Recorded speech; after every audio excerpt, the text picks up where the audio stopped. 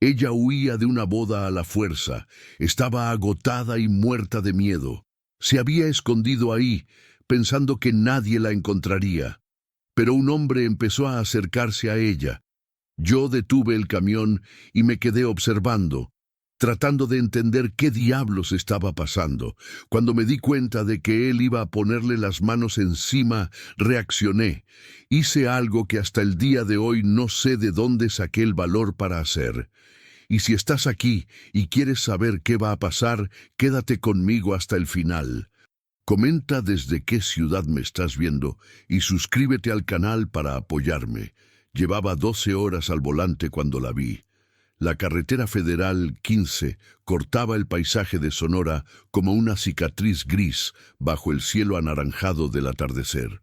Un calor de la chingada, de esos que te pegan la camisa a la espalda y hacen que el asfalto brille como si fuera agua. El aire acondicionado de mi Kenworth se había amolado hacía 3 días, y yo seguía con la ventana abajo, tragando polvo y el olor a monte quemado. Mi nombre es Roberto. Roberto Silva, nombre común de gente común. 53 años, 32 de ellos en la carretera. Viudo desde hace 8, padre de una hija que no me dirigía la palabra hacía casi 3 años. La soledad pesa distinto cuando estás solo en un tráiler. No es nada más el silencio, es saber que nadie te está esperando.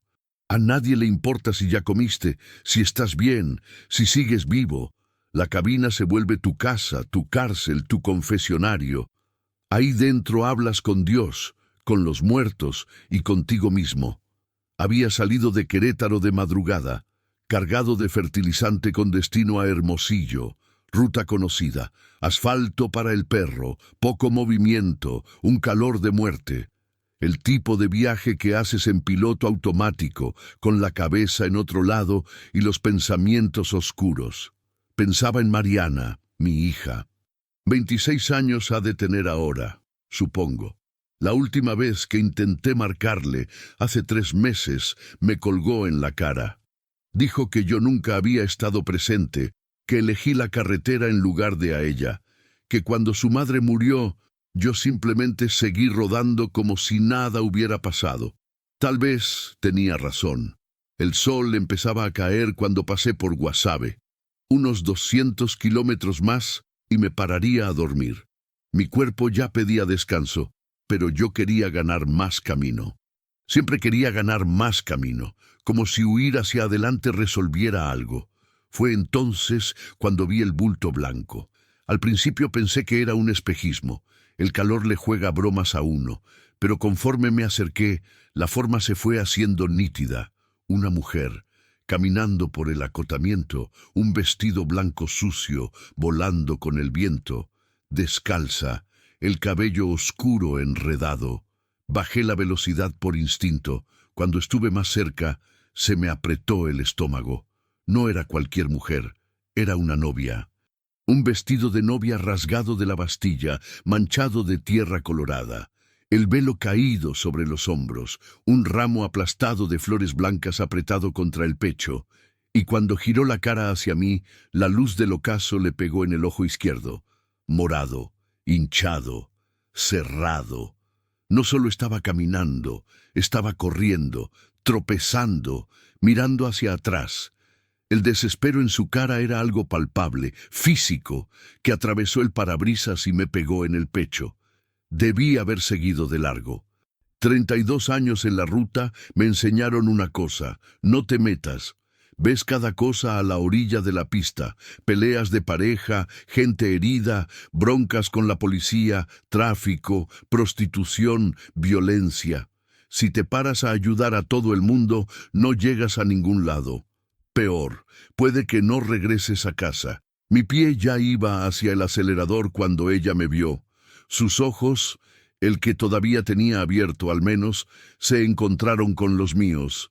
Y en ese segundo, en ese maldito segundo, vi a mi hija.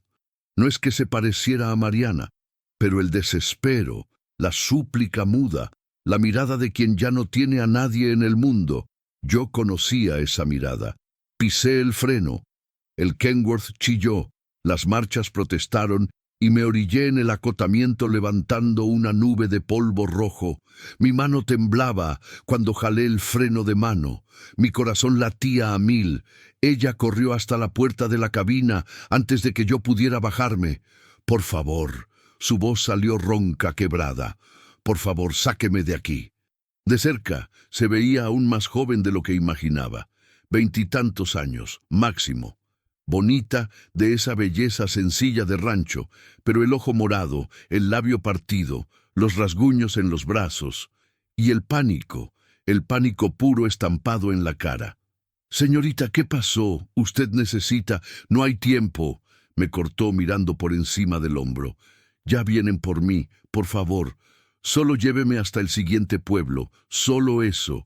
Después me bajo y usted hace de cuenta que no me vio». «¿Quién viene? ¿La asaltaron?»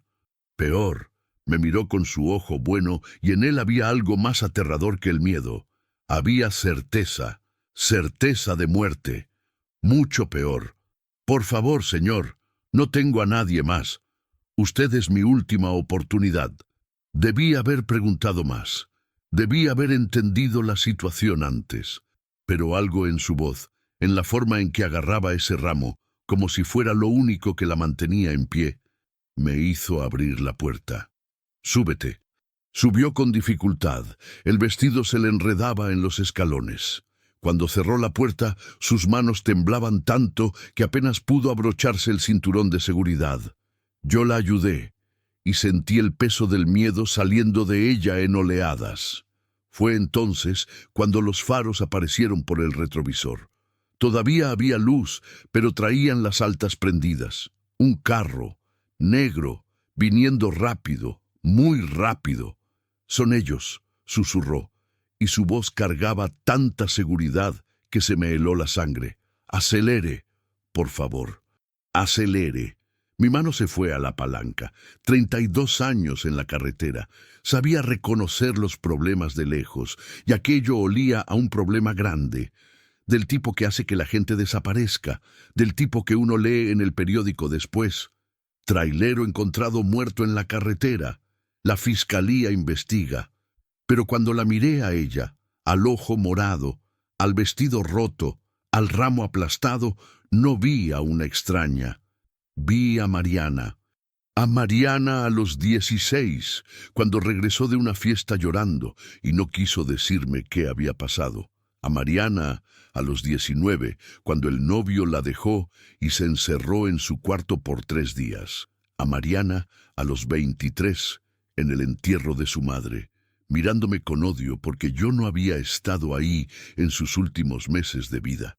Todas las veces que mi hija me necesitó y yo andaba en la ruta, solté el freno de mano. «Agárrate fuerte», dije, y le pisé a fondo. El motor rugió. 16 toneladas de acero y carga moviéndose. No es un coche particular, no acelera de un momento a otro, pero cuando agarra vuelo es imparable. Miré por el espejo. El carro negro ganaba terreno, rápido, ágil. En menos de un minuto nos daría alcance. «¿Cuánto falta para el siguiente pueblo?», preguntó ella con la voz apretada. «Navojoa», respondí, calculando mentalmente. «Unos 40 kilómetros». «No vamos a llegar», dijo ella, y había una tristeza profunda en esas palabras, como si ya hubiera aceptado su destino. «Ellos son rápidos y conocen este camino mejor que nadie». «¿Quiénes son ellos?». Se quedó en silencio un momento. Cuando habló, la voz le salió bajita, casi en un susurro. «Hombres de don Sebastián Aguirre».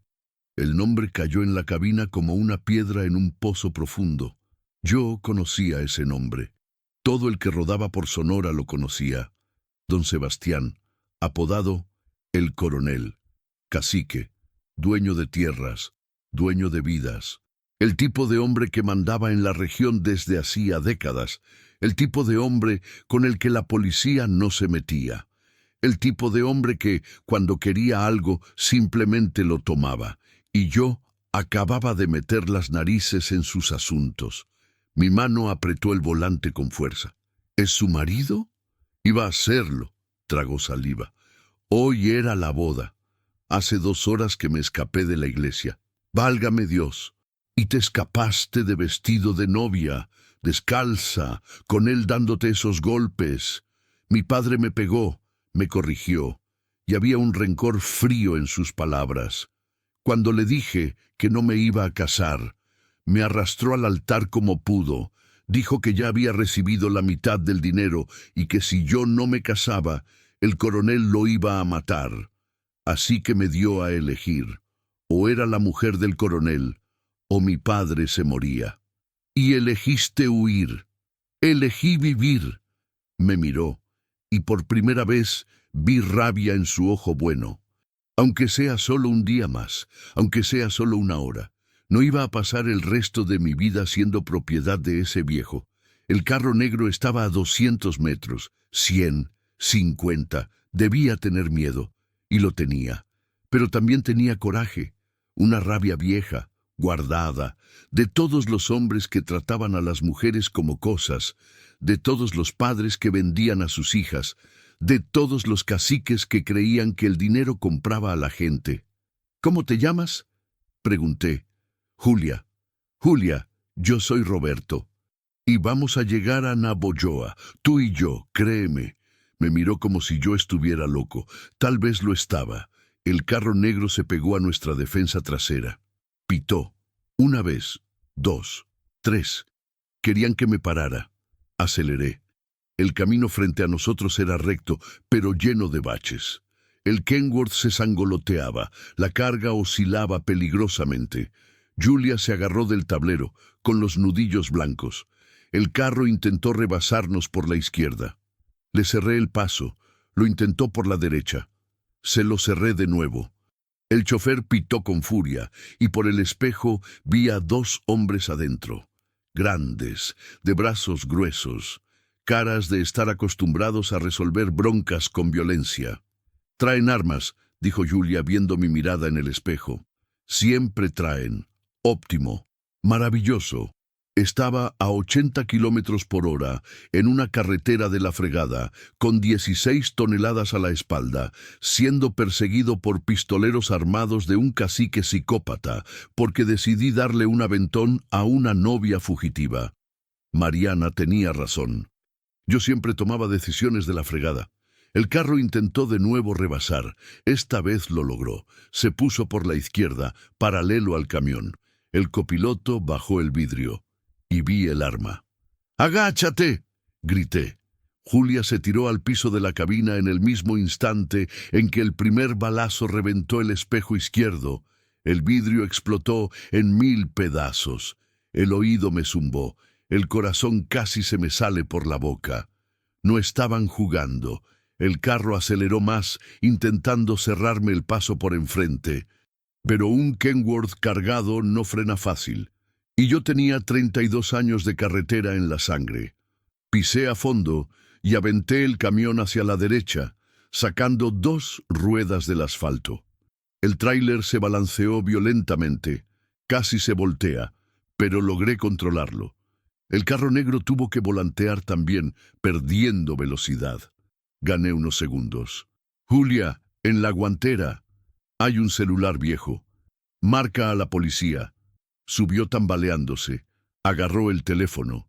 Las manos le temblaban tanto que casi se le cae. «No hay señal. Claro que no.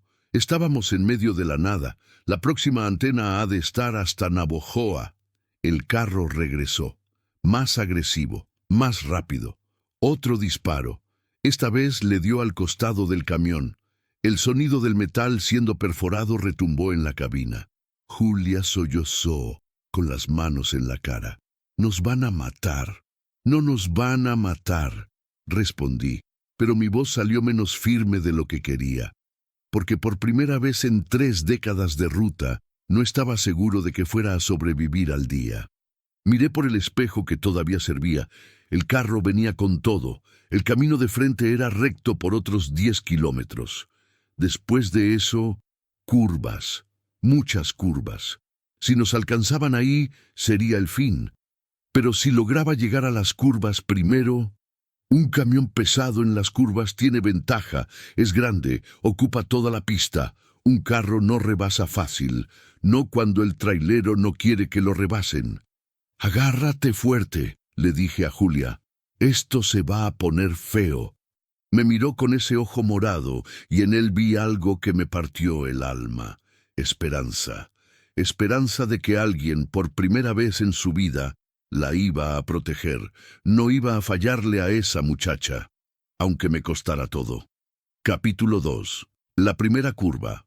Tenía 8 kilómetros hasta las curvas. 8 kilómetros de asfalto recto, rajado por el sol, donde un carro negro podía alcanzarme y terminar todo con un balazo más. Esta vez no al espejo, esta vez a la llanta, o peor, directo al tanque de diésel. El velocímetro marcaba 85. Era lo máximo que podía sacarle al Kenworth cargado. El carro negro venía a 120 fácil, ganando terreno a cada segundo. «Van a disparar otra vez», dijo Julia todavía en el piso de la cabina, con el vestido blanco sucio de polvo y aceite. El ramo se le había caído de los brazos y estaba a mis pies, las flores blancas ahora marchitas y color tierra. Ya lo sé, mi mente trabajaba rápido. 32 años de carretera me enseñaron mucho sobre camiones, sobre física, sobre sobrevivir. Un Kenworth con 16 toneladas tiene desventajas en las rectas, pero tiene ventajas en otras situaciones. El problema era llegar a esas situaciones vivo. 7 kilómetros. El carro negro estaba a 20 metros. Se alcanzaba a ver al chofer por el espejo que sobraba, hombre grande, de cuello grueso, cara de pocos amigos. El copiloto tenía el arma apoyada en la ventana, esperando el momento justo. No iban a tirar a las llantas todavía, no a alta velocidad. Un tráiler desbocado podía volcarse y matar a Julia en el proceso, y ellos la querían viva. Tenían órdenes de llevarla viva. Eso me daba una ventaja, pequeña, pero era lo que tenía. «Julia, escúchame», dije, sin quitar los ojos del camino. «Cuando te mande, te vas a tirar al piso otra vez, y no te levantes hasta que yo te diga». «Entendido». Ella asintió con los ojos bien abiertos, y Julia, tragué saliva. «Si no lo logro, si nos agarran, grita. Grita hasta que alguien te oiga. No te vayas con ellos callada. Arma un escándalo. Siempre hay alguien que escucha. Siempre». «Usted lo va a lograr», dijo ella, y había tanta fe en su voz que casi me la creí. 6 kilómetros. El carro se pegó a la defensa, tan cerca que podía verle la cara al copiloto. Era más joven que el chofer. Tenía una cicatriz en la barbilla. Y sonreía como si aquello fuera un juego, como si nosotros fuéramos animales de caza. La rabia volvió, caliente, fuerte.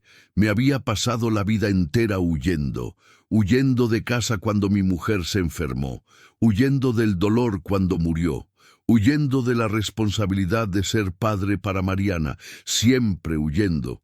Pero ahí, en esa carretera maldita, con una muchacha aterrorizada en mi cabina, no iba a huir. 5 kilómetros. El carro intentó rebasar por la izquierda. Le cerré el paso. Las llantas traseras del camión, casi saliéndose del asfalto, pitaron con furia. Intentaron por la derecha. Cerré de nuevo, pero al tercer intento lo lograron. El carro negro se lanzó rápido por la izquierda, aceleró hasta quedar paralelo a la cabina. El copiloto me apuntó con el arma directo a mí. Por un segundo, nuestros ojos se cruzaron. «¡Para el camión!», gritó, con la voz ahogada por los motores. «Para ahora o te vuelo la tapa de los sesos». Mi pie tembló en el acelerador. Era una elección simple: parar y morir. O seguir y probablemente morir también. Pero al menos, muriendo en movimiento, Julia tenía una oportunidad. «¡Vete a la chingada!», grité con todas mis fuerzas. El hombre parpadeó, sorprendido. Tal vez nadie nunca le había respondido así. Entonces apretó el gatillo. «¡Agáchate!». Le berreé a Julia. Ella se lanzó al piso de la cabina. Yo hice lo mismo, pegando el pecho casi contra el volante. El tiro pasó zumbando por encima de nuestras cabezas y reventó el vidrio trasero, volviéndolo añicos. El viento entró de golpe, rugiendo. El ruido se volvió ensordecedor. Y por un segundo, un maldito segundo, quité los ojos del camino. Cuando volví a mirar, el asfalto se había acabado. Un bache, enorme, profundo, justo frente a mí. No hubo tiempo de esquivarlo. El Kenworth se comió el hoyo de lleno. La suspensión delantera gimió. La cabina se sacudió violentamente. Mi cabeza pegó contra el techo. Julia soltó un grito. El tráiler saltó. Las llantas traseras perdieron contacto con el suelo por un instante y, cuando cayeron, el impacto fue tan seco que escuché algo tronar en la caja. Pero mantuve el volante firme, apretando los dientes. El coche negro no tuvo la misma suerte. Venían demasiado rápido, demasiado confiados. Cuando vieron el pozo, ya era tarde. Intentaron dar el volantazo, pero el chofer perdió el control. El carro trompeó. Una vez, 2 veces. Se salió de la cinta asfáltica levantando una nube de tierra roja y terminó en el acotamiento, de lado, echando humo. No me detuve a ver si estaban bien. Le pisé al fondo, 4 kilómetros. Julia se levantó del suelo, con la cara pálida y sangre escurriéndole de un corte en la frente. ¿Estás bien?, pregunté. Estoy viva, respondió, y eso era más que suficiente. 3 kilómetros. Por el retrovisor, vi que el coche negro empezaba a moverse. La puerta del conductor se abrió. Un hombre bajó tambaleándose, luego el otro. Estaban madreados, pero vivos, y encabronados. Uno de ellos sacó el celular. Estaba marcando, seguramente al coronel, seguramente pidiendo refuerzos. «Van a llamar a más gente», dijo Julia, viendo lo mismo que yo. «Lo sé, 2 kilómetros». Las primeras curvas aparecieron en el horizonte, curvas cerradas, subiendo una pequeña sierra. Yo conocía ese tramo, peligroso, de muchos accidentes, pero era mi única oportunidad. 1 kilómetro. Mi celular vibró en el portavasos. Había señal, débil pero había. Lo agarré con una mano sin quitar la vista del camino. «Llama al 911. Se lo pasé a Julia. «Diles que hay una mujer perseguida en la Federal 80, a la altura del kilómetro 340. Diles que es urgente». Ella tomó el teléfono con las manos temblorosas y marcó. «Bueno, bueno». Su voz salió desesperada. «Necesito ayuda. Unos hombres armados nos vienen persiguiendo. Estamos en la carretera a Arandas. Por favor». Silencio del otro lado. Julia escuchaba, y su cara se ponía cada vez más blanca. «¿Cómo que no pueden hacer nada?», casi gritó. «Nos están disparando. Hay un trailero aquí intentando protegerme y...» «¿Qué? ¿Jurisdicción? ¿Qué jurisdicción? Esto es una...» «¿Bueno? ¿Bueno?». Miró el celular, incrédula. Me colgaron. Claro que colgaron. El coronel Aguiar tenía gente en todos lados. Policía, presidencia municipal, juzgados. Un hombre no se queda 40 años mandando en una región sin tener a todo el mundo en la bolsa. Estábamos solos. «Agárrate fuerte», le advertí. «Ya llegamos a las curvas». Y llegaron. La primera era cerrada, casi de 90 grados de subida. Reduje la marcha con el motor rugiendo. El Kenworth se inclinó peligrosamente, la carga se desplazó. Julia se agarró de donde pudo. Pero pasamos. Segunda curva, más cerrada todavía. El camión casi se sale de la pista con 2 llantas en el acotamiento de tierra. Volaron piedras. El barranco quedó a centímetros de mi espejo. Pero pasamos. Tercera curva. Fue ahí donde los oí. Motores. No uno, varios. Miré por el retrovisor y se me hundió el corazón. 3 trocas, negras, grandes, venían tendidas. El coronel había mandado a la caballería. «Dios mío», susurré. Julia miró hacia atrás y se puso lívida. Sus manos se apretaron contra el tejido sucio de su vestido de novia.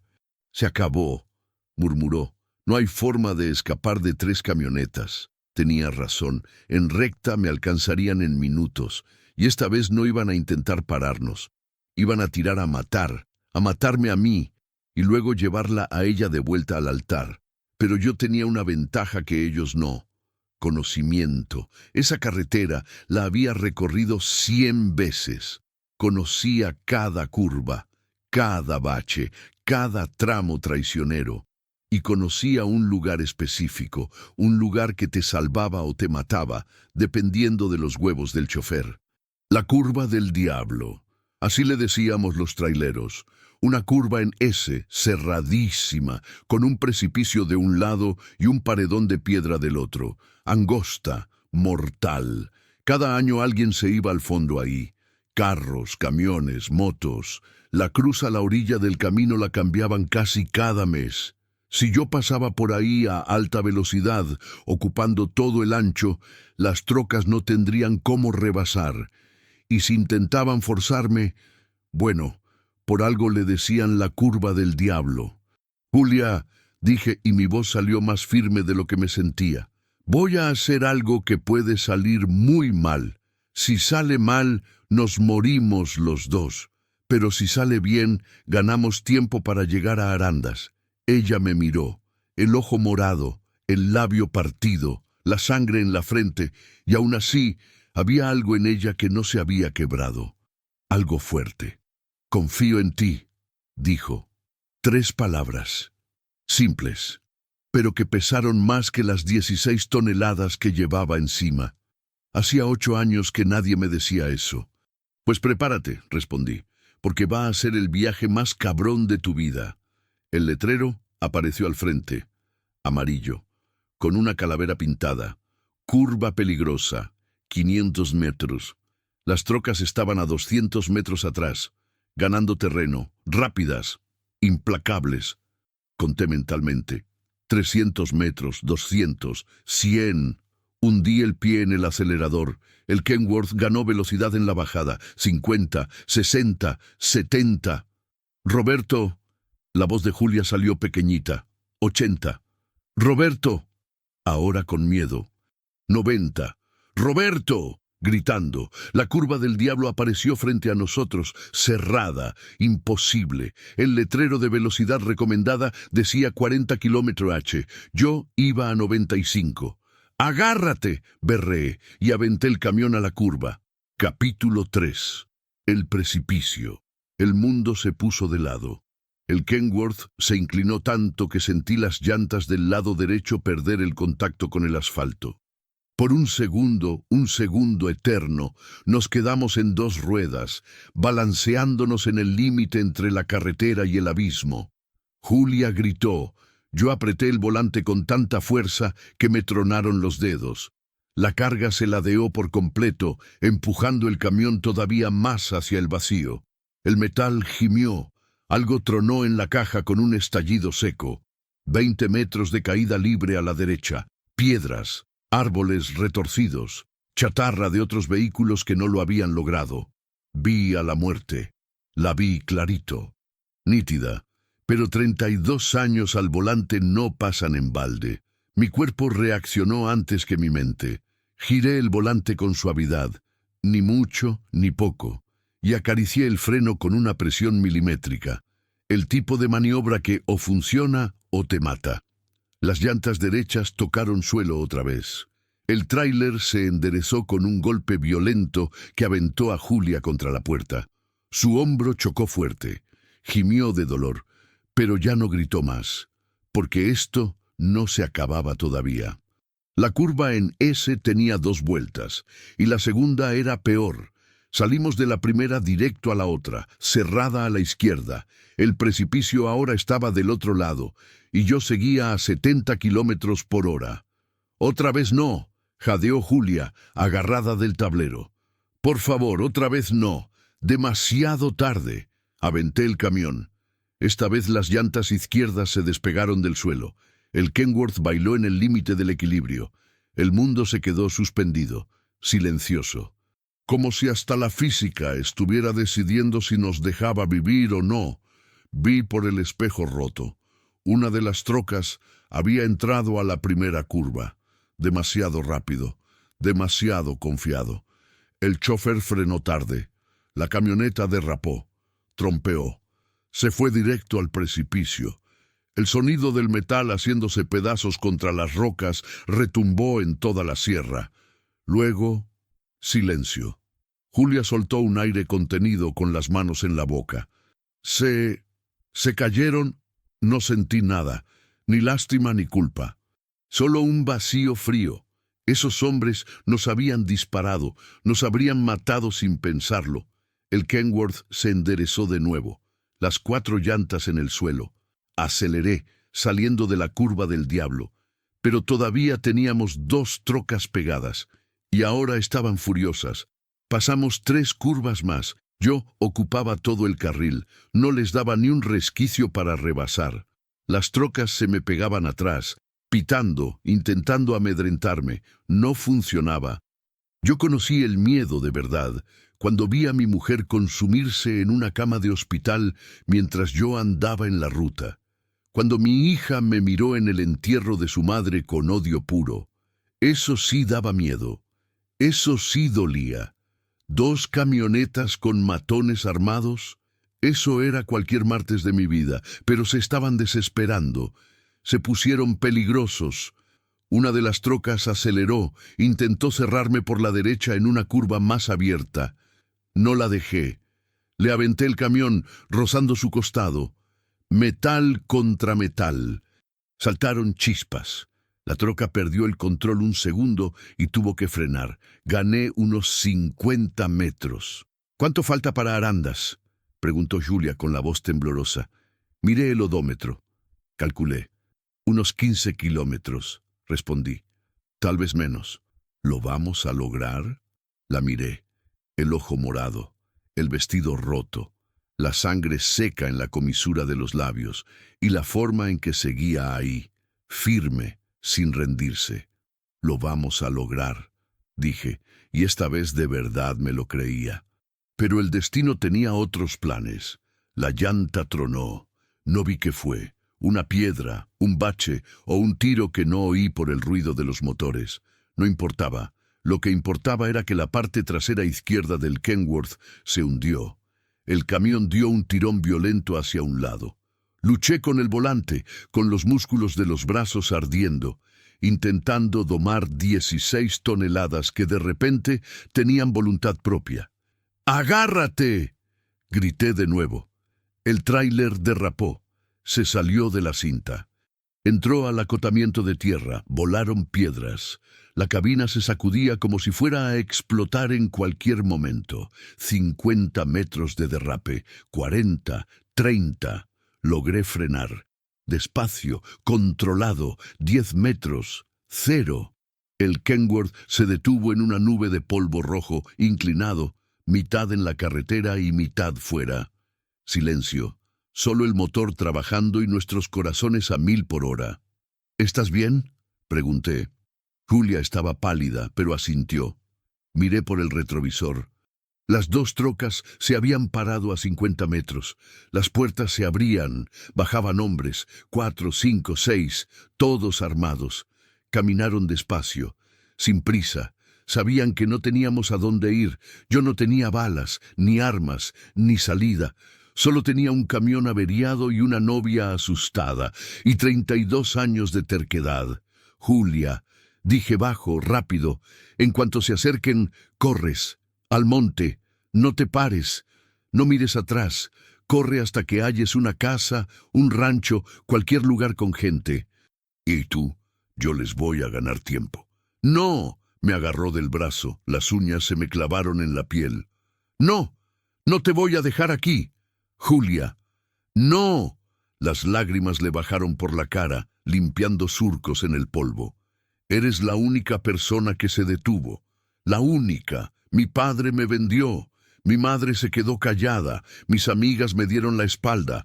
Pero tú ni me conoces y estás dispuesto a morir por mí. No te voy a dejar. Algo se rompió dentro de mí. no de miedo, ni de desesperación. De propósito, por primera vez en 8 años, tenía una razón de ser. Entonces quédate cerca de mí, dije. Y pase lo que pase, grita. Grita fuerte, que todo el mundo sepa qué está pasando aquí. Se limpió las lágrimas. Asintió. Bajé del camión. Los 6 hombres se pararon a 20 metros. Todos traían fusiles o escuadras. Uno traía una escopeta. El líder era el más viejo, unos 50 y tantos, pelo canoso, panza de fuera, pero los ojos eran fríos, vacíos. Ojos de quien ya ha matado y lo va a volver a hacer.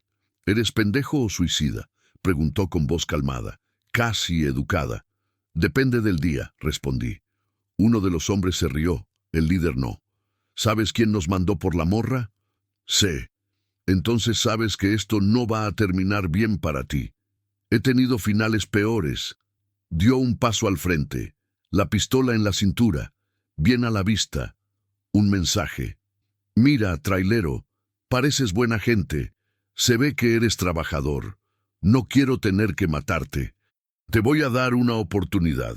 Entrega a la muchacha, súbete a tu camión madreado y aquí no pasó nada. Tú sigues tu ruta, nosotros la llevamos de vuelta y todos amanecemos vivos mañana. Pensé en Mariana, en la última vez que hablamos, en las cosas que me dijo, en las que me guardé. Pensé en todas las veces que elegí la salida fácil, la carretera, la huida. Esta vez no. No, dije. El líder suspiró, como si de verdad le pesara. Entonces escogiste morir. Todos nos vamos a morir, respondí. La diferencia es cómo. Hizo una seña. 2 hombres se movieron para flanquearme. Me iban a rodear. Fue entonces cuando Julia bajó del camión. Los hombres se detuvieron. Todos la miraron. Vestido blanco mugroso. El ojo morado. Descalza, pero con la frente en alto. No voy a regresar, dijo ella con la voz firme. Más firme de lo que yo esperaba. Pueden matarme aquí mismo, pero no regreso. El líder sonrió, pero no fue una sonrisa bonita, fue una sonrisa triste. Niña, no entiendes. Tu papá recibió la lana, firmó el contrato. En la zona del coronel Aguiar, cuando uno firma, cumple, siempre. «Mi padre me vendió», gritó Julia, y su voz retumbó en la carretera solitaria. «Me vendió como si fuera ganado, y el coronel me compró, pero no soy una vaca, no soy una cosa, soy una persona». «Todos somos cosas», respondió el líder, y había algo de verdad en su voz, algo amargo. «Unas nomás salen más caras que otras». Hizo otro gesto. Los hombres sacaron las armas. 6 cañones apuntándonos. Julia me agarró la mano, me apretó fuerte. Si me iba a morir, al menos iba a ser de pie. Fue entonces cuando oímos las sirenas. Al principio pensé que me lo estaba imaginando, pero el líder también las oyó. Volteó la cabeza, frunciendo el ceño. Las sirenas se hicieron más fuertes, y entonces aparecieron las patrullas. 2, de la Guardia Nacional. Venían tendidas. Los hombres del coronel se miraron entre ellos, confundidos, preocupados. «La Guardia Nacional no le rinde cuentas al coronel», susurró Julia a mi lado, y había esperanza pura en su voz. Las patrullas frenaron en seco. 4 oficiales bajaron, armados, chalecos, postura de combate. «¡Armas al suelo!», gritó el comandante. «¡Ahora!». Los 6 hombres dudaron. El líder miró a sus escoltas, luego a los federales y luego a nosotros. Estaba calculando. 6 contra 4. Las posibilidades. «No cometan una estupidez», advirtió el oficial. «Ya pedimos refuerzos. En 10 minutos llegan otras 2 unidades. De aquí no sale nadie». El líder finalmente bajó el arma. Los demás hicieron lo mismo. En 5 minutos estaban todos esposados, subiéndolos a las patrullas. El comandante se acercó a nosotros. «¿Están bien?». Miré a Julia, me miré a mí. El camión deshecho. Toda la situación. «Vivos», respondí. «Por ahora es suficiente», asintió el oficial comprendiendo. Recibimos una denuncia anónima. Alguien llamó diciendo que había un trailero y una muchacha siendo perseguidos por hombres armados, que era urgente. La persona colgó antes de identificarse. Julia y yo nos miramos confundidos. ¿Quién habría llamado? El comandante miró mi unidad. Van a necesitar una grúa y la joven necesita atención médica. Hay una delegación del Ministerio Público en Matehuala. Vamos para allá. Tendrán que rendir su declaración. ¿Y el coronel Aguiar? Pregunté. Él no va a dejar las cosas así. El comandante se puso serio. El coronel Aguiar ha sido un problema desde hace mucho tiempo, pero nunca hemos tenido nada sólido en su contra. Hasta ahora. Miró a Julia. Si usted presenta una denuncia oficial, si lo cuenta todo, puede ser la oportunidad de sacarlo de circulación. Julia se mordió el labio. Le temblaban las manos. Él es muy poderoso y usted es muy valiente, dijo el comandante. Más valiente que mucha gente que he conocido. La elección es suya. Pero si quiere justicia, aquí estamos para ayudarla. Ella me miró, buscando... ¿Qué? ¿Permiso? ¿Coraje? ¿Apoyo? Le apreté la mano. Aquí estoy, dije simplemente. Hasta el final. Julia respiró hondo y asintió. Voy a presentar la denuncia. Matehuala era un pueblo pequeño, de esos donde todo el mundo se conoce, donde los chismes corren más rápido que el viento en plena tormenta. Y cuando la patrulla de la Guardia Nacional entró al pueblo con 6 hombres esposados en la batea, seguida por una grúa remolcando un Kenworth destrozado, y dentro de una de las unidades una novia con el vestido blanco rasgado, bueno, la noticia explotó. En 10 minutos, medio pueblo lo sabía. En 20, la otra mitad también. La delegación era un edificio viejo, con las paredes descascaradas y un ventilador de techo que rechinaba en cada vuelta, pero estaba llena. Curiosos en la puerta. Reporteros de la radio local. Gente tomando fotos con el celular. Julia se encogió en el asiento a mi lado, tratando de esconderse tras el velo sucio del vestido. «Tanta gente», susurró. «Es bueno», respondí. «Cuanta más gente sepa, más difícil le será a él hacer que desaparezcas». Ella me miró y por primera vez vi miedo real en ese ojo que no tenía hinchado. «Va a intentarlo, ¿verdad? ¿Hacer que desaparezca?» No le mentí. «Sí, pero no lo vamos a dejar». El comandante, que me enteré se llamaba Teniente Márquez, nos llevó a una oficina en la parte de atrás, más reservada, lejos de las miradas. «Ya viene la doctora a revisarla», le dijo a Julia, «y también una licenciada del Ministerio Público. Ella tomará su declaración. Puede tardar. Tendrá que contarlo todo. Desde el principio». Julia tragó saliva, pero asintió. Márquez me miró a mí. «Y tú, trailero, vas a tener que explicar por qué decidiste jugar al héroe hoy». «No soy un héroe», respondí cansado. «Solo un pendejo que no supo seguir su camino». Él sonrió de lado. Una sonrisa de quien ya ha visto de todo en la carretera. Los mejores héroes siempre son los pendejos que no saben seguir de largo. 3 horas después, yo seguía esperando. A Julia se la habían llevado a otro cuarto, para revisarla, fotografiarla, cada moretón documentado, cada marca registrada, evidencia. Me quedé solo en una sala con una mesa, 2 sillas y un café frío. Saqué mi celular. 17 llamadas perdidas, todas del mismo número. «Mi patrón», le devolví la llamada. Contestó al primer timbrazo. «Roberto, ¿dónde diablos estás? La carga tenía que haber llegado ayer a Monterrey. Tengo al cliente encima, amenazando con cancelar el contrato». «Tuve un problema en la carretera», respondí, tallándome el rostro cansado. «¿Qué tipo de problema?» «Del tipo que involucra a la policía, balazos y un camión destrozado». Silencio del otro lado. Después, «¿Me estás chuleando?» «Ojalá». Se lo conté, resumido, lo esencial, la novia, la persecución, el coronel Aguiar. Cuando terminé, Hubo otro silencio largo. Roberto, ¿tienes idea de lo que hiciste? La tengo.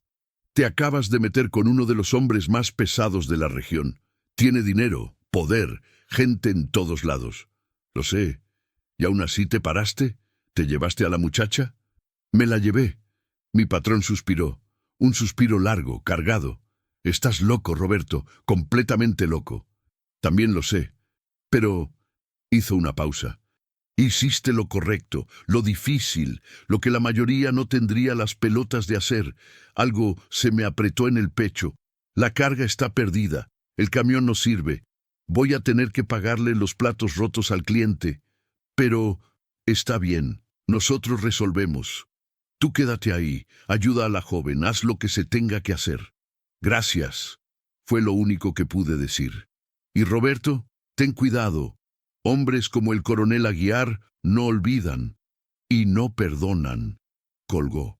Me quedé mirando el celular, los contactos, y antes de que pudiera arrepentirme, busqué el nombre, Mariana. Mi dedo se quedó flotando sobre el botón de llamar. ¿Cuánto tiempo había pasado? ¿3 meses? ¿4? ¿Qué le diría? ¿Qué onda, hija? Casi me matan hoy. Pensé en ti. No. Ella no quería escuchar eso, no quería escuchar nada que viniera de mí. Guardé el teléfono. Algunos errores eran demasiado grandes para que una llamada los arreglara. Julia regresó 2 horas después. Se había bañado. Vestía ropa prestada, unos jeans holgados y una playera blanca. Tenía el cabello limpio, recogido en una coleta sencilla. Los golpes habían sido curados, una curita en la frente, pomada en el ojo morado. Pero lo que más cambió fue su mirada. Ya no era de miedo, era de rabia. Lo conté todo, dijo dejándose caer pesadamente en la silla a mi lado. Todo. Cómo mi padre me vendió. Cómo el coronel pagó. Cómo me iba a forzar a casarme.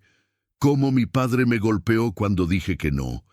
Conté lo de los hombres armados, los balazos, todo. Y la licenciada dice que hay caso, que puede fincarle cargos a mi padre por trata de personas, al coronel por delincuencia organizada, intento de homicidio, privación ilegal de la libertad, a los hombres que nos persiguieron por tentativa de homicidio calificado.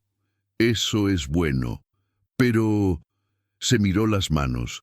También dijo que va a ser difícil, que el coronel tiene abogados caros, que va a intentar enterrar el caso, que puede tardar años. Años en los que vas a estar viva, respondí.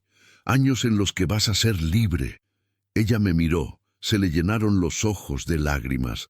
No tengo a dónde ir, Roberto, a mi casa. No puedo volver. Mi padre, él nunca me va a perdonar. Y si el coronel sale libre, no vas a volver allá, la interrumpí. Nunca más. Pero ¿a dónde voy? No tengo dinero, no tengo amigos aquí, no tengo nada. Pensé rápido. Mi departamento en Guadalajara, pequeño, desordenado. Vacío casi todo el año porque me la vivía en la carretera, pero tenía techo, tenía paredes, tenía seguridad.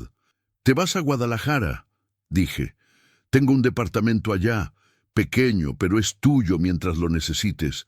Te quedas ahí, consigues un trabajo, empiezas de nuevo y yo paso cuando esté en la ciudad para ver que todo esté bien». «Roberto, no puedo aceptar eso». «Claro que puedes, y lo vas a aceptar».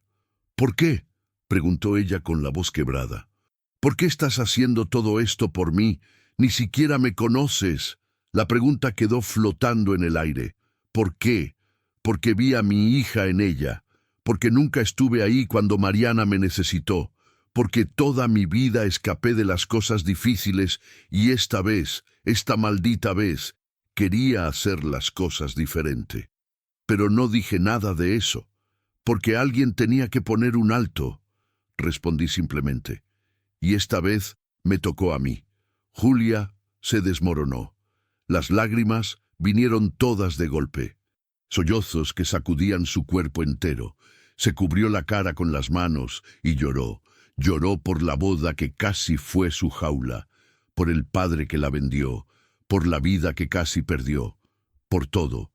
Yo solo me quedé ahí, con la mano en su hombro, dejándola llorar. A veces es lo único que uno puede hacer, estar presente. Salimos de la delegación cuando el sol ya se había puesto. El pueblo seguía alborotado, gente en las calles, murmullos, miradas curiosas sobre nosotros. El teniente Márquez nos acompañó hasta un hotelito en el centro. «Se quedan aquí hoy», dijo, «por cuenta de la corporación. Mañana vemos los siguientes pasos. Hay una patrulla afuera. Cualquier cosa, solo llamen». «¿El coronel sabe que ella está aquí?», pregunté. Márquez se puso serio. «De seguro, a estas alturas ya lo sabe todo. Pero que se atreva a algo es diferente. Ahora hay un proceso, hay prensa, hay gente de fuera mirando. No se va a arriesgar, no ahora». «¿Y después?»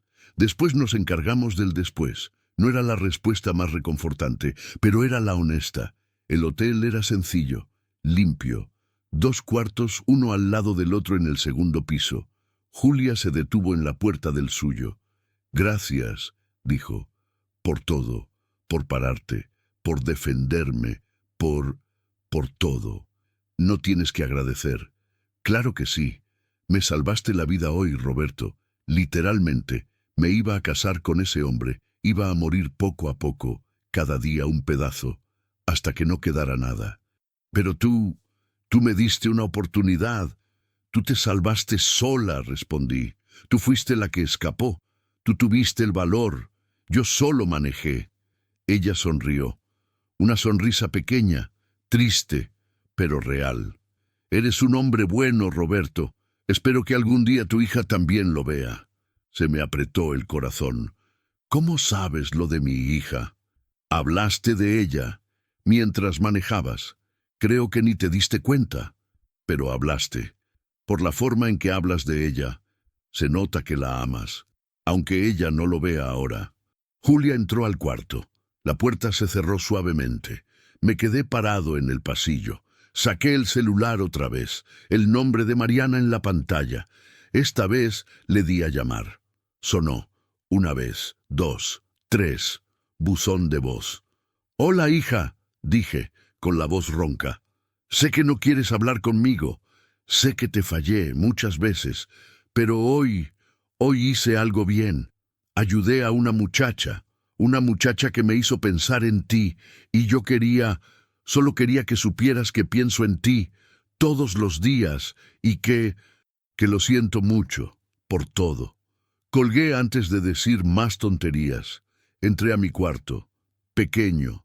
Cama individual. Ventana con vista a la calle.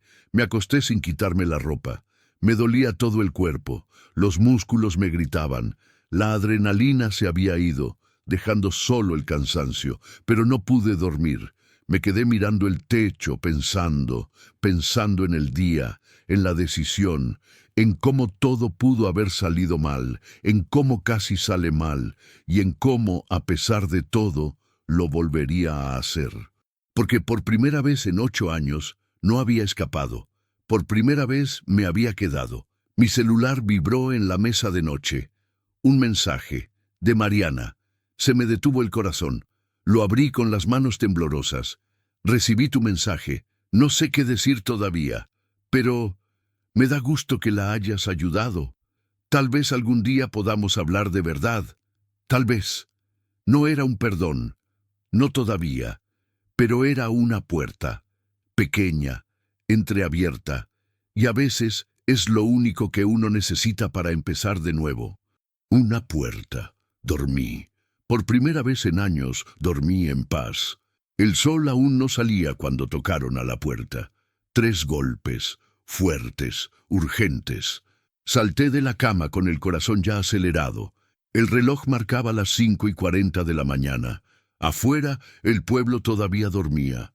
Abrí la puerta con cuidado. Era el teniente Márquez, con el rostro desencajado, tenso. «Ponte algo y ven conmigo. Rápido». «¿Qué pasó?» «Ahora, vístete y ven». El tono no dejaba espacio para preguntas. Me puse los jeans, la camisa arrugada de ayer. Lo seguí por el pasillo. Julia ya estaba en el vestíbulo, también despierta, con los ojos muy abiertos. ¿Vinieron ellos?, preguntó ella con voz finita. ¿Los hombres del coronel? No, respondió Márquez. Peor, vengan, bajamos. La recepción del hotel estaba vacía, solo la muchacha del turno de la noche, bostezando. Márquez nos llevó hasta la patrulla estacionada afuera. Adentro, el radio no dejaba de sonar. Voces urgentes. Códigos que yo no entendía. Hace 2 horas, empezó Márquez con los ojos fijos en nosotros. Recibimos un reporte. Encontraron un cuerpo en un camino de terracería, a unos 20 kilómetros de aquí. Se me revolvió el estómago. ¿Quién? Márquez miró a Julia. Tu padre. El mundo se detuvo. Julia se puso blanca. Le fallaron las piernas. Se apoyó en la patrulla, con la boca abierta, pero sin que saliera sonido alguno. ¿Cómo él? Tiro de gracia. Ejecución. Dejaron el cuerpo tirado a la orilla del camino. Sin documentos, sin nada, pero ya lo identificamos. Es él. Julia empezó a temblar, el cuerpo entero, como si tuviera frío, a pesar del calor que ya empezaba a sentirse. La sostuve por los hombros antes de que se cayera. Respira, le dije en voz baja. Respira, Julia. Pero no podía. Tenía los ojos vidriados, en shock. Él me vendió, susurró ella. Me iba a obligar a casarme, pero era mi papá. Era mi papá. Márquez esperó un momento antes de seguir. Hay más. La escena parece planeada. Quieren que parezca un mensaje. ¿Mensaje para quién?, pregunté, aunque ya sabía la respuesta. Márquez me miró a los ojos. Para quien crea que puede desafiar al coronel Aguiar y salir ileso. Se me heló la sangre. Mató a su propio suegro, al padre de la novia.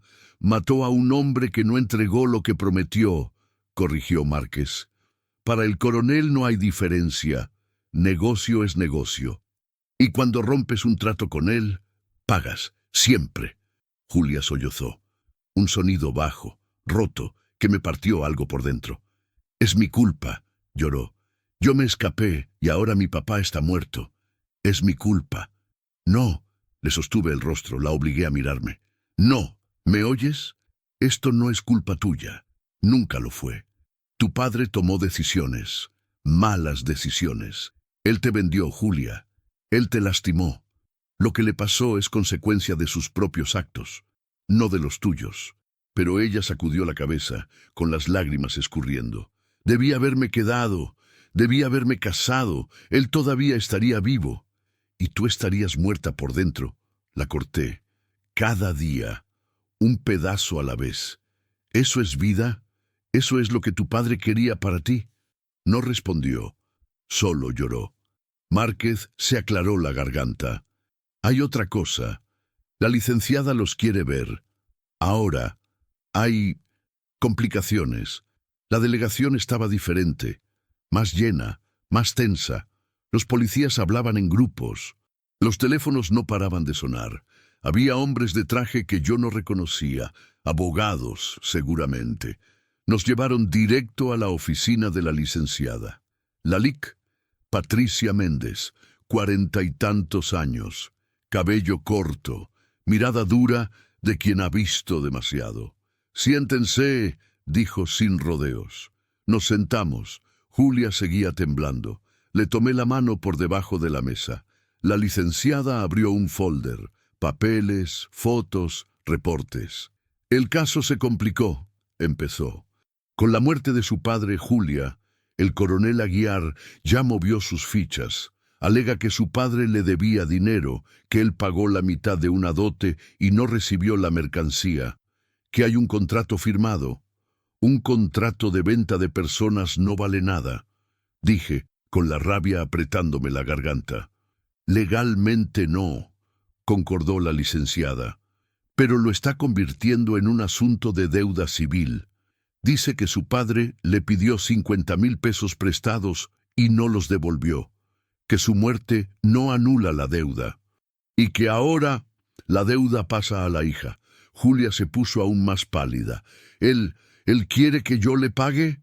Él quiere que regreses, dijo la licenciada, y sus palabras pesaron como el plomo. Ese es su juego. Está convirtiendo esto en una deuda para tener control legal sobre ti. Si no pagas, puede entablar una demanda, conseguir una orden judicial, obligarte a... ¡Nunca! Me levanté de la silla, golpeando la mesa con la palma de la mano. Ella nunca va a volver con ese hombre. Roberto, siéntate, dijo la comandante firme pero no hostil. Lo sé, estoy de su lado, pero necesito que entiendan. El general Aguiar tiene recursos, tiene abogados de los caros y tiene a los jueces en la nómina. Va a usar todo eso. ¿Y nosotros? Pregunté, sentándome despacio. ¿Nosotros no tenemos nada? Tienen la verdad, tienen testigos, tienen las marcas en el cuerpo de ella, tienen el hecho de que hombres armados los persiguieron y les dispararon. Eso es tentativa de homicidio, es delincuencia organizada, es trata de personas. Pero, porque siempre había un pero él va a alargar esto, va a pedir cambio de jurisdicción, va a pedir amparos y aplazamientos, va a sobornar a quien haga falta, y mientras tanto, ustedes van a estar expuestos, vulnerables. Un silencio pesado cayó en la oficina. ¿Cuánto tiempo?, preguntó Julia con la voz quebrada. ¿Cuánto tiempo hasta el juicio? Si todo sale bien, 6 meses, 1 año, pero lo más probable es que más. 2 años, 3. 3 años cuidándonos la espalda, dije. 3 años con miedo de que nos encuentren. La comandante suspiró. Miren, voy a ser honesta con ustedes. Lo que pasó ayer fue increíble. Fueron muy valientes, pero la valentía no paga abogados, no paga protección, y no garantiza que al final la justicia vaya a ganar. Entonces, ¿qué me está diciendo? Mi voz salió más dura de lo que pretendía. ¿Que ella debería volver? ¿Casarse con ese monstruo? ¿Aceptar ser su propiedad? ¡No! La comandante también golpeó la mesa. Estoy diciendo que tienen que ser listos, tienen que desaparecer, irse lejos, cambiarse el nombre si es posible, empezar de nuevo en otro lugar donde el brazo de ese viejo no alcance. ¿Programa de protección a testigos?, sugerí. Sería lo ideal, pero eso tarda meses en procesarse, y el general tiene gente en todos lados, incluso en la corporación. Yo confío en mi equipo, pero no puedo meter las manos al fuego por todos. Julia me miró. Tenía los ojos rojos, hinchados, perdidos. ¿Qué hago, Roberto? No sé qué hacer. Y ahí, en ese momento, me di cuenta. Ella estaba poniendo la responsabilidad en mí. La decisión, su destino estaba en mis manos, y una parte de mí quería salir huyendo, como siempre lo hice, entregarla al sistema, a los abogados, a la policía, y regresar a la carretera, volver a mi vida vacía pero segura. Pero cuando la miré no vi a una extraña, vi a Mariana, vi todas las veces que mi hija me necesitó y yo no estuve ahí. Esta era mi oportunidad, quizás la última, de hacer lo correcto, de quedarme, de no escapar. «¿Vienes conmigo?», dije firme. «Hoy mismo. Tomamos un autobús para Guadalajara, te quedas en mi departamento, echas llave a la puerta, no sales sola, yo consigo un abogado de los buenos, de verdad, vamos a pelear esto como se debe, y mientras tanto yo me quedo cerca, yo te protejo. Roberto, tú tienes tu vida, tu ruta, tu chamba. Tengo una cabina vacía y una soledad de 8 años, la interrumpí. ¿Tú crees que eso es vida? Huir hacia adelante todo el tiempo, nunca parar, nunca enfrentar nada. Eso no es vida, es cobardía. Mi voz se entrecortó. Le fallé a mi hija, le fallé a mi esposa, le fallé a todos los que me necesitaron, pero no te voy a fallar a ti, no esta vez. Julia lloró, pero esta vez no era de desesperación, era de alivio. «Gracias», susurró. «Gracias». La comandante observó el intercambio en silencio. Después asintió. «Está bien, los dejo ir, pero manténganse en contacto. cualquier cosa, me llamas, Julia. ¿Entendido? Julia asintió. Salimos de la delegación cuando el sol ya estaba en lo alto. Guadalajara estaba a 250 kilómetros, 3 horas de camino, 3 horas para repensar la vida, los errores, las elecciones. Mientras esperábamos en la central, sentados en una banca de madera dura, Julia habló. ¿Vas a llamar a tu hija? ¿Contarle lo que pasó? Miré el celular. Vi su mensaje de ayer. Tal vez un día podamos hablar de verdad. Tal vez. Lo haré, respondí. En cuanto lleguemos a Guadalajara, voy a llamar y voy a pedirle que nos veamos, personalmente, cara a cara. No sé si acepte, pero tengo que intentarlo. Va a aceptar, dijo Julia con una extraña certeza. Si te mandó ese mensaje es porque todavía tiene esperanza, y la esperanza lo es todo. El autobús llegó, subimos, nos sentamos juntos, cerca de la ventana. Conforme Zamora se quedaba atrás, sentí algo extraño. No era miedo, no era arrepentimiento, era paz. Una paz pequeña, frágil, pero real. Por primera vez en mucho tiempo estaba yendo hacia algún lugar. No estaba huyendo, estaba yendo, y tenía a alguien conmigo. Ya no estaba solo. Capítulo 6. El comienzo. Guadalajara nos recibió con lluvia. No esa lluvia fina y educada. Era una tromba de agua tapatía, de esas que caen de repente y convierten las calles en ríos en cuestión de minutos. El cielo se puso negro como boca de lobo, a pesar de que eran las 2 de la tarde.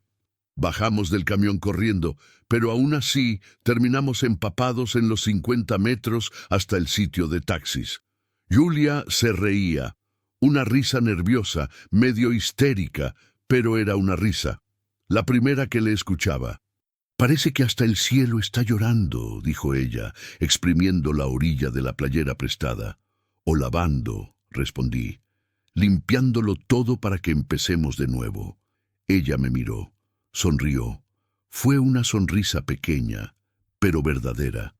El taxi nos llevó a mi edificio, 6 pisos, viejo, ventanas con protecciones de herrería. Un conserje que conocía a todo el mundo. Un barrio sencillo, de clase media baja.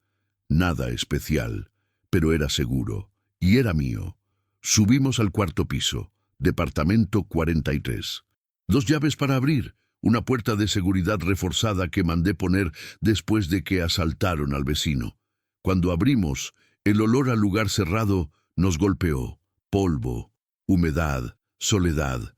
El departamento era pequeño, estancia y cocina integradas, una recámara, un baño, muebles viejos pero aguantadores, el refrigerador vacío, desconectado, el fregadero sucio con una taza de café de sabe Dios cuántos meses atrás.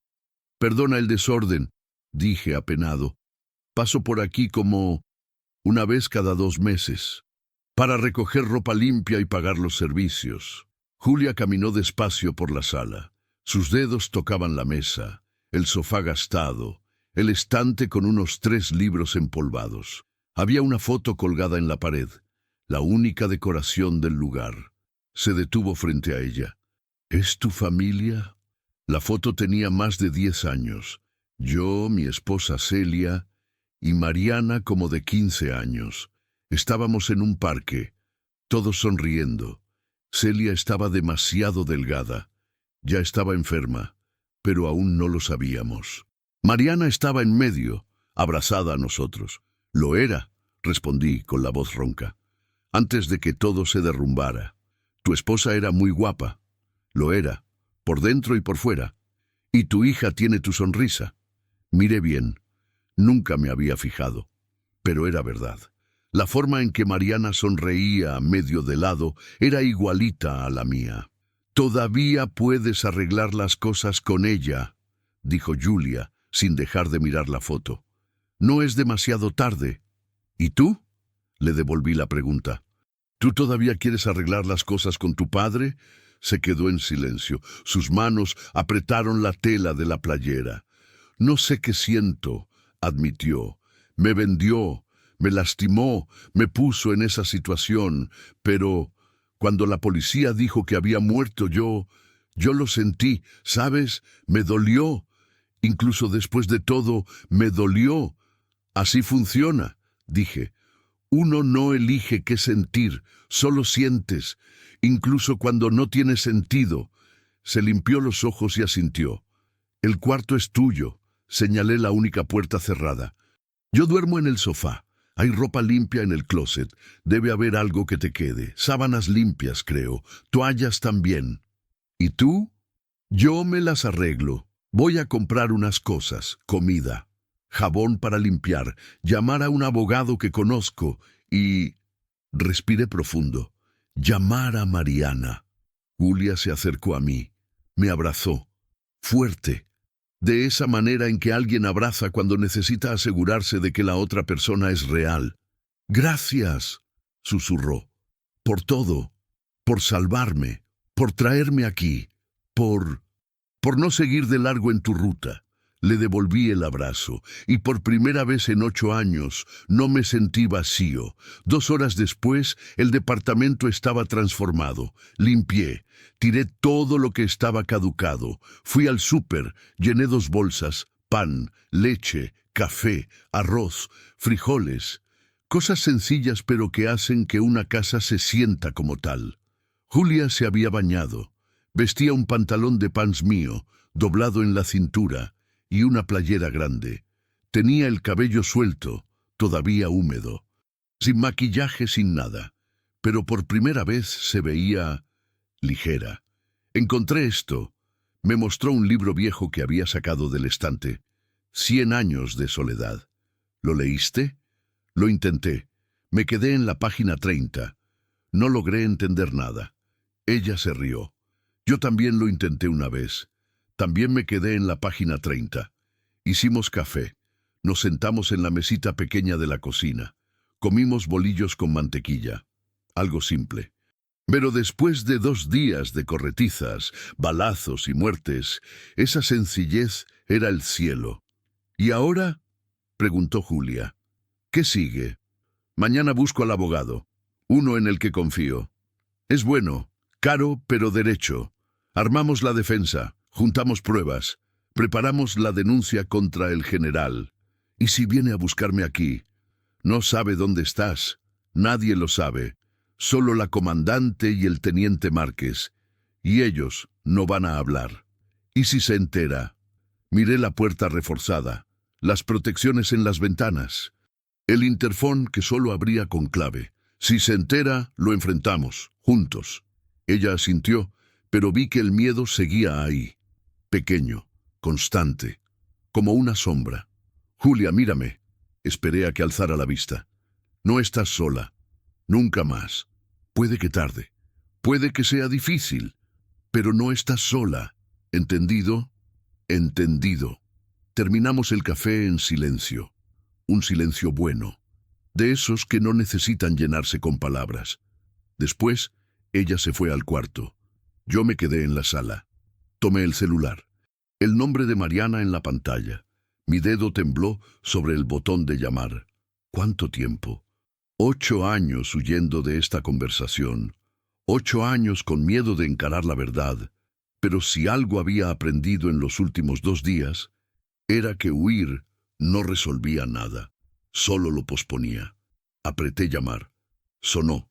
1 vez. 2. 3. Mi corazón latía desbocado. Bueno, su voz. Después de tanto tiempo escuchándola solo en el buzón de voz, oírla en vivo era distinto. Hola, Mariana, soy tu papá. Silencio del otro lado, largo, pesado. Lo sé, dijo ella finalmente. Vi el identificador. Tú... contestaste. Contesté. Más silencio. No sabía qué decir. Lo había ensayado 1000 veces en mi cabeza, pero ahora todo se había borrado.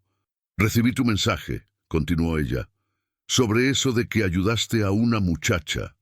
Es verdad, ella está aquí conmigo ahora, en el departamento, huyendo de un matrimonio forzado. ¿Ahora te crees héroe? No era un cumplido. Era una pregunta genuina, con un toque de sarcasmo. No, solo traté de hacer lo correcto, por primera vez en mucho tiempo. Otro silencio. ¿Por qué llamas, papá? La pregunta directa, sin rodeos, típico de Mariana. Porque quiero verte, dije, y mi voz salió temblorosa. Personalmente, no por teléfono. Quiero sentarme contigo, tomar un café, platicar. De verdad, sin huir. Huir es tu especialidad. La frase dolió, pero era la verdad. Lo sé, y lo siento mucho, por todas las veces que escapé. Por no haber estado ahí cuando tu mamá se enfermó, por no haberte tomado de la mano en el entierro, por haber desaparecido después, por todo. Escuché un sollozo ahogado del otro lado. Me dejaste sola. Su voz salió quebrada. Cuando ella murió, te necesitaba, y tú simplemente te esfumaste. Te regresaste al tráiler, como si nada hubiera pasado. Lo sé, hija, y no tengo excusa. Fui un cobarde, soy un cobarde. Pero quiero intentar arreglarlo, si me das una oportunidad. Solo una. Un silencio largo, tan largo que pensé que había colgado. El sábado, dijo finalmente, a las 3 de la tarde, en esa cafetería cerca del Parque Metropolitano, la que le gustaba a mi mamá. Mi corazón dio un salto. Ahí estaré. No me falles, papá, otra vez no. No lo haré, te lo prometo. Ella colgó. Me quedé mirando el celular. Las manos me temblaban.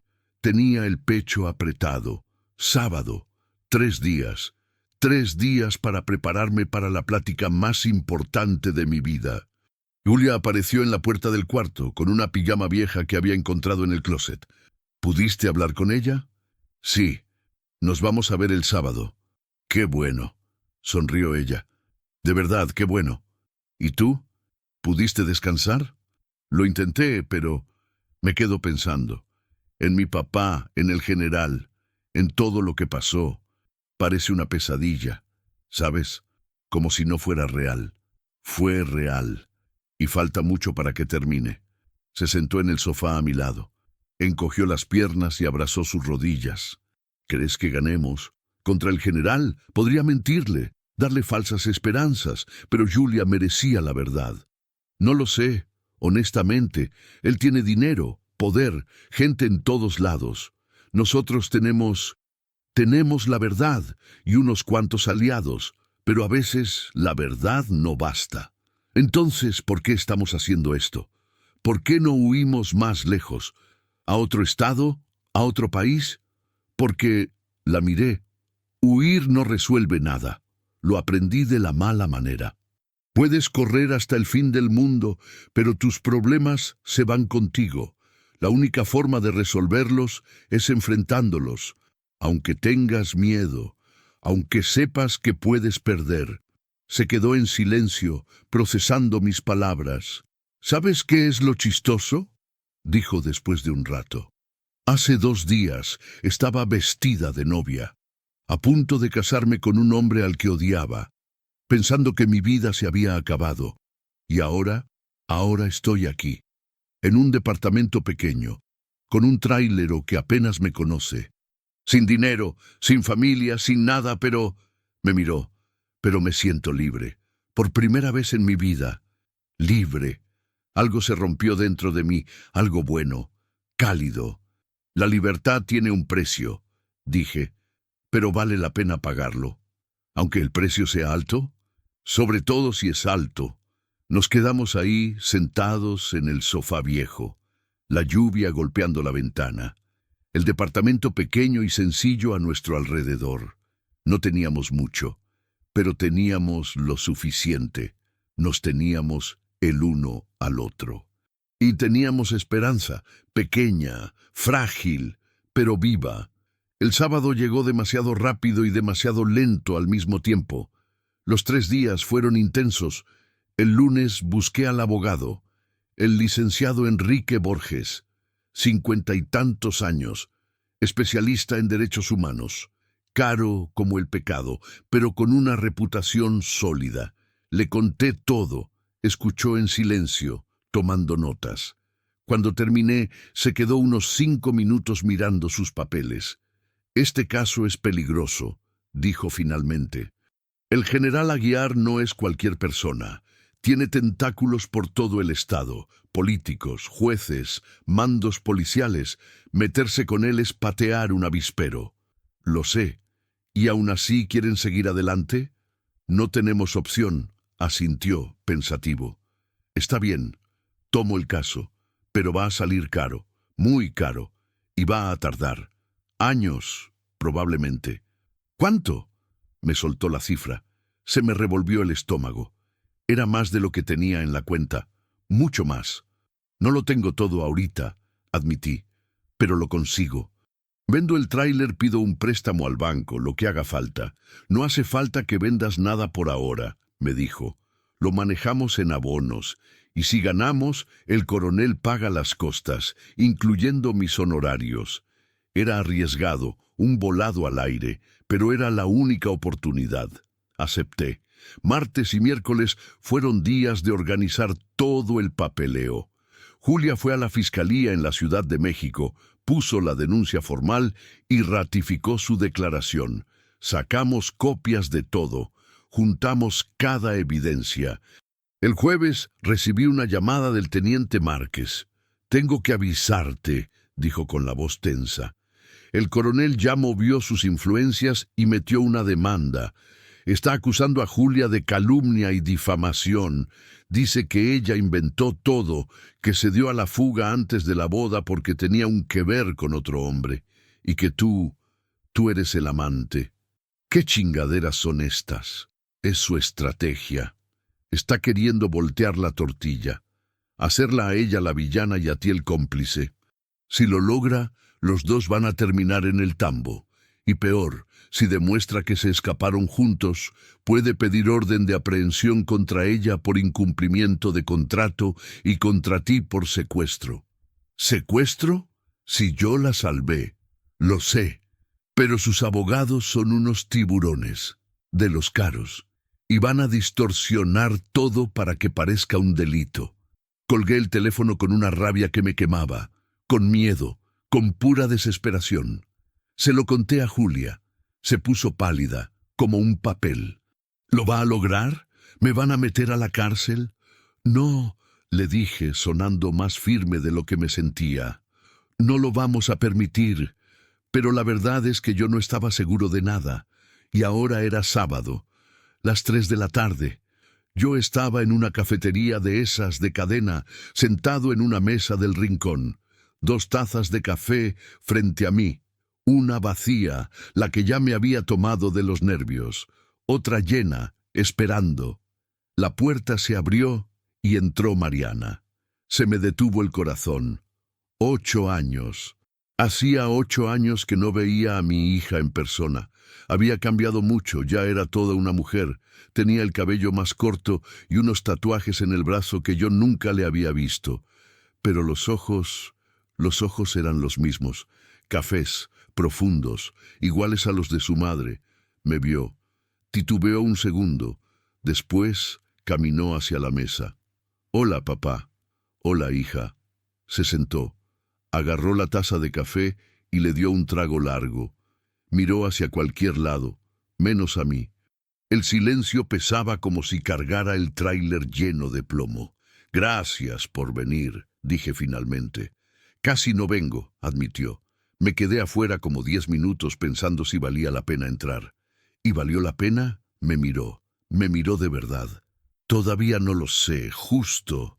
Mariana, yo no sé ni por dónde empezar. ¿Qué tal si empiezas por decirme dónde estabas cuando se murió mi mamá?» La pregunta fue un golpe seco, directo al mentón. Pero tenía razón. En la carretera, en la 57, entre Monterrey y Nuevo Laredo. Tu mamá me llamó, me dijo que se había puesto peor, que los doctores le habían dicho que eran cuestión de días. Yo debí haber dejado el viaje ahí mismo y regresado, pero traía un flete, un compromiso de entrega, y pensé que me daba tiempo, que cuando volviera ella todavía iba a estar ahí. Pero no estuvo. No.